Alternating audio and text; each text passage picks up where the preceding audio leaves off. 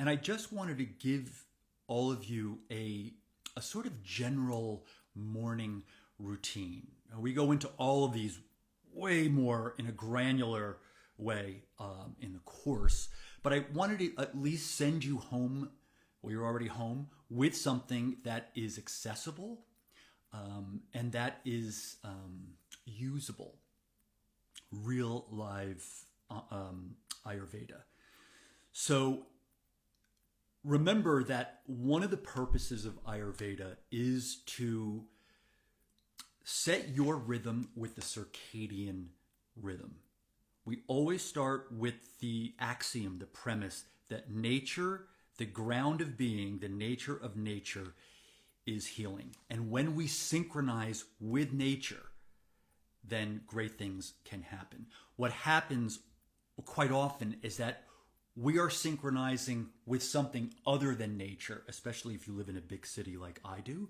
It's very easy to synchronize in another rhythm, which is not the same as nature's rhythm. And then you begin to think that your rhythm is nature's rhythm. So what we try to do with habits, Ayurveda habits, is to reel you back in so that you are plugged into a larger cycle. Okay, so here are a few things. This is what I do each and every morning. So I lovingly share this with you. And please, if you have questions, you can save them till the end because it's hard for me to kind of give you all this information and then also look at the questions down here. So, okay. First thing, wake up before dawn and let the light, if there is any, hit your eyes. Now, if you're waking up before dawn, it might be difficult to see the sunlight, but please be present for the sunlight because it's super important. Waking up before dawn, and actually in Ayurveda, we have a name for this time. Some of it is a little early, from 2:30 till about sunrise, but it's called Brahma Muhurta, which literally means the time of the creator. This is an easeful time. This is a mellow, subtle time where you can begin to create you, to create yourself. And it is also during this very subtle, quiet, there's a quietude in the atmosphere for spiritual practices like meditation, which is another habit which I'll get to in a moment. Okay. When you let the sunlight hit your eyes, the melatonin production for you begins to drop and you begin to become more awake. Melatonin production, the hormone melatonin, rises when the lights go out, darkness when you're about to go to sleep, hopefully, and then it diminishes when you wake up. I'm referring to my notes so that I don't forget anything here. Sunlight and darkness, important biological indicators. Coming into ease happens naturally at this time. And what ease means is that you are not an unpredictable fluctuation, but you are steady and consistent. So let me just add to this first habit of waking up before dawn and letting light hit your eyes. That's something that you should be doing at the same time every day. The body loves standardization. It loves routine. It craves routine. So with all the unpredictability in your life, with all the fluctuation in your life, there are certain things that you do have some control over. And the time that you wake up, the times that you eat, the times you go to bed are within your control. And the more you can set your biological clock to this rhythm of nature, the more ease will come into your life. So that's habit number one. Wake up before dawn. Let light hit your eyes, sunlight, when it comes up, and do this at the same time every day. Number two, scrape your tongue. This is a tongue scraper. I don't want to see any of these plastic triangular things that you get from the drugstore. Get yourself a proper stainless steel tongue scraper. You can get it at AthreaHerbs.com, BanyanBotanicals.com. Let me know if you need a reference. Maybe there's a place near you that sells these. These are specific so that you can get further back on your tongue. Why do we scrape our tongue? First thing in the morning. Now, this is before I have even water, right? Wake up, look at the sun or the beginning of the sun, scrape the tongue. A few reasons here. Obviously for breath. Scraping your tongue stimulates digestion. Just a little bit of pressure. Now remember, you're not pushing down hard. You're just going to the back and a few, maybe like 6 to 7 strokes from back to the front of the tongue will begin to create this peristalsis, which is the muscles of movement in the colon, the muscles of digestion, because we want to get our digestive fire kindled, right? We've been sleeping. Your metabolism, your digestion is a little low at this particular time of day. So we want to just get that fire going. Also, we say in Ayurveda that the organs are mapped out on the tongue. So just like in Chinese medicine, where the different organs and systems of the body are mapped out on the bottom of the foot for reflexology, in Ayurveda, they are mapped out on the tongue. So just by gently brushing your tongue with this tongue scraper, not a toothbrush, and not with plastic, it'll hurt my feelings, from back to front. You also want to look at the state of your tongue. If a lot of junk is caked onto your tongue, a lot of phlegm, we call that in Ayurveda ama, A-M-A. If there's a lot of crap on your tongue, that means your digestion is not optimal. So you need to look at what you ate or what your activities were the day before. The tongue is not just something that flaps around in your mouth in order for you to speak. Your tongue is a representation of what's happening in your digestive system. It is part of the digestive system. Your tongue is the part of your inner digestive system that you can see. It's the visible manifestation of your inside. So the tongue scraper, by scraping your tongue, is also an analytic tool, besides everything else I just mentioned. So you can begin to scrape your tongue, see what it looks like. If it's sort of pink and clear, you get a gold star.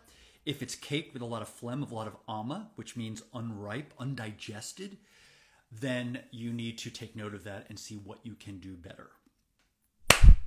Okay. Third habit. Drink a glass of water. Preferably room temperature. It can be a little warmer than room temperature. Yeah, if it wants to be hot, you can drink hot water as well. The reason why we do this, obviously, is because of hydration. So that's one reason. So think about it. You have been sleeping, hopefully, for about 8 hours. Nothing has been in your system. What is the first thing you want to do when you wake up? After you do these first 2 steps, you want to hydrate the cells. I'm not saying that you can't have coffee. I'm not saying that you can't have breakfast. That's going to come a little bit later. What I'm saying is that the first thing to enter your system is water, so that you can hydrate, deeply hydrate the cells. And also, secondarily, when you drink water, because water is kind of heavy, you begin, think of it like a waterfall from your mouth all the way down through the system. It begins to accumulate all of the toxins and begins to bring the metabolic waste that's been accumulating from yesterday and through the night. The water will help bring it down and out. So hopefully it will initiate an elimination, a bowel movement. Ayurveda is obsessed with bowel movements, obsessed. So Those are the two functions for drinking water. The reason why I drink water after I tongue scrape is because I don't want to wash the junk off my tongue before I scrape it. Remember, the tongue scraping is an analytic tool. I want to see what's on my tongue. And if I drink water before I do that, then I won't be able to analyze what's on the tongue. So wake up, tongue scrape, then I drink water. Sometimes more than one glass, 1 or 2. All right, moving on. Breath, body, movement. Okay. What that is, well, we say for those who don't do yoga, a pranayama practice. It is a practice of breathing deeply. It can be as simple as closing your mouth and deeply breathing through the nose and all the way down into the pelvic bowl, and then a slow exhale out, right? We say in yoga that we want to bring more prana, which is vital life force. It's what animates everything in this universe, is called prana, this vitality. In order to bring that vitality from the cosmic, big, universal, capital P prana into your own physiology, you need to have a practice. It doesn't happen on its own. You have to deeply breathe, and just like we nourish and hydrate the cells with water, you begin to nourish your cells, your body, with prana. And that happens when you begin to breathe deeply, not chest breathing, not shallow breathing, but that's only half the equation. You breathe deeply, and then you start adding some simple body movement to layer on top of that. It could be your cat-cow. It can be half sun salutation. It doesn't have to be for very long. It can be for maybe 3 minutes. This doesn't have to be your gym practice or your full yoga practice. This is just something in the morning after you drink your water, so that you can begin another practice to bring you closer to a bowel movement, an elimination. Because think about it, when you do cat and cow, when you do half sun salutations or anything, I'm recommending where you open the body and then close the body. You can just lift the arms up in the sky and then touch the floor. You're opening and compressing the colon. You're giving your colon a little squeeze, further initiating this peristalsis, right? So everything that I'm giving you up to this point is to hopefully initiate a morning bowel movement.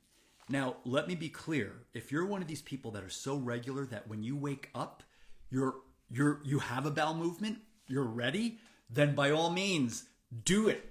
Go whenever you need to go. It could be right after you scrape your tongue. It could be right after the water.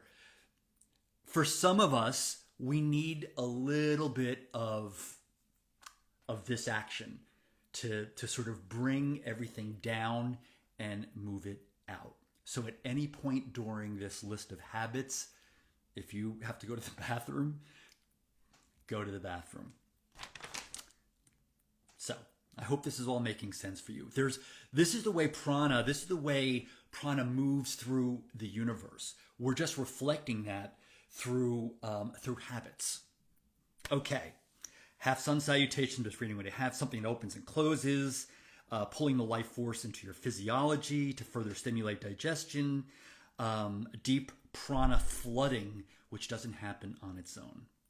The fifth habit, it's not really a habit, is the elimination, is the bowel movement. That may happen, it may not happen. You know, technically in Ayurveda, we say that if you don't have a bowel movement by 8 or 9 in the morning, technically you're constipated.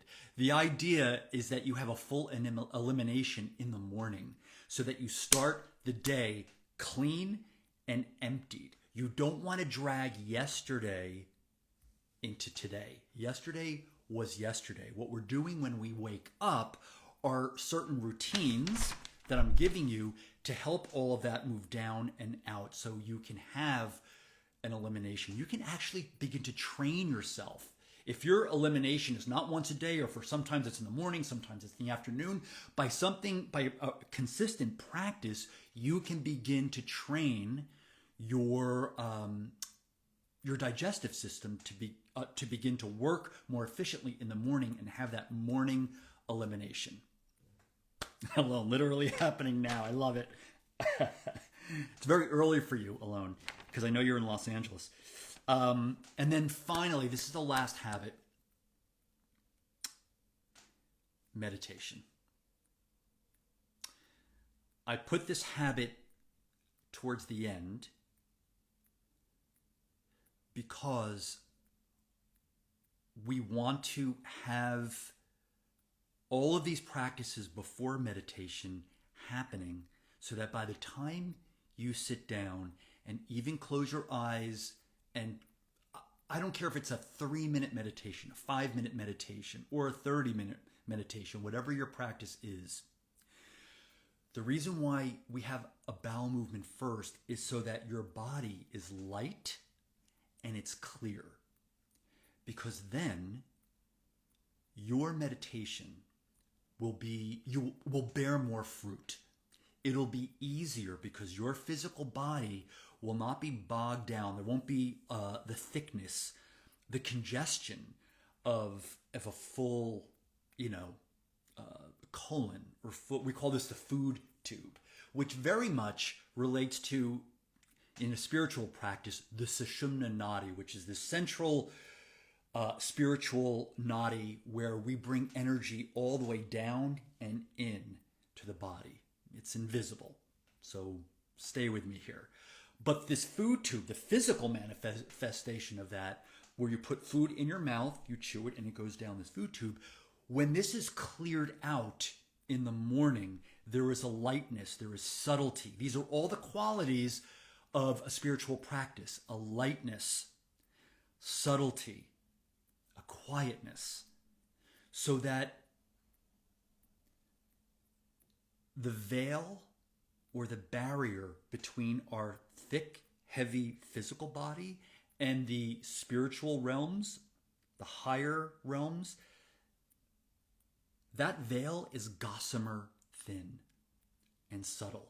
And we can more easily pass through from the physical to the spiritual realms a little bit more easily.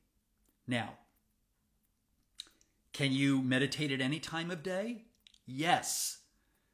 If the bowel movement did not come, should you still meditate? Yes. We don't have to be so strict with ourselves here with this, because sometimes it happens, sometimes it doesn't. But the idea is that if you can go through these steps, you will hopefully get yourself trained to have a morning bowel movement before you sit down for a spiritual practice. And then, this is not really a habit, the final thing I have there is that you can eat breakfast after that. Not a huge breakfast that's going to just kind of kill the digestive fire, but something light, something that keeps the body light, so that when it comes time for lunchtime, that's your largest meal of the day. So that's it for the habits. Let me run through them one more time just by name. So if you have a pen and a paper there, you can write these down. Wake up before dawn and let the light hit your eyes. By the way, I'm giving you a little bit of a break here because in the Charaka Samhita, which is the main scripture of Ayurveda, they recommend waking up 90 minutes before sunrise. I know that's very difficult to do, but if you can just wake up before sunrise, even a little bit before sunrise, you're ahead of the game. So you're observant and present for the Brahma Muhurta time, this time of day. Okay, second, scrape your tongue. Third, drink a glass or 2 or 3 of water, not cold, room temperature, warm, hot, maybe if you like. Number 4, some sort of quick breath body movement where you're coordinating your breath, an inhale with an opening of the body, and then coordinating an exhale with a closing or a bowing of the body, right? So this opening and closing, welcoming the sun, Agni, digestive fire, sun, welcoming the sun into your physiology, into your mind, into your life. Maybe an elimination comes after that. And then meditation. You sit, close your eyes, 2 minutes, 3 minutes, some sort of quiet practice where you can let your neurotic mind run its course without you getting commingled into it. You can be the observer and we all have a neurotic mind. It's part of the human condition.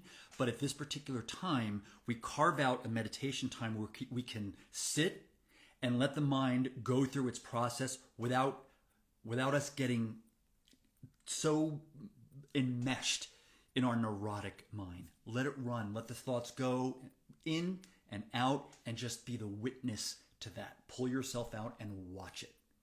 At least for 5 minutes a day.